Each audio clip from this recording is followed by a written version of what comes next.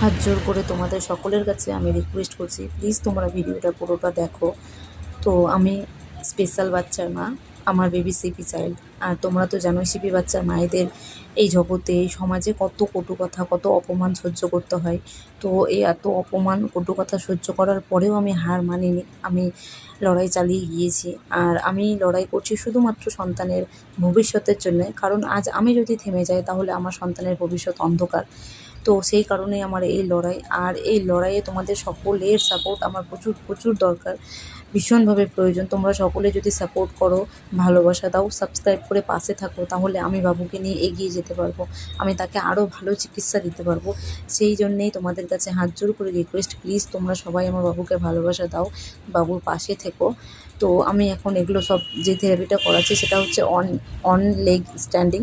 তো এই থেরাপির কারণে না হাঁটুতে অনেকটা জোর পাই, শক্তি পাই। আর এখন যে থেরাপিটার ভিডিও তোমরা দেখছো সেটা হচ্ছে লিল ডাউন থেরাপি।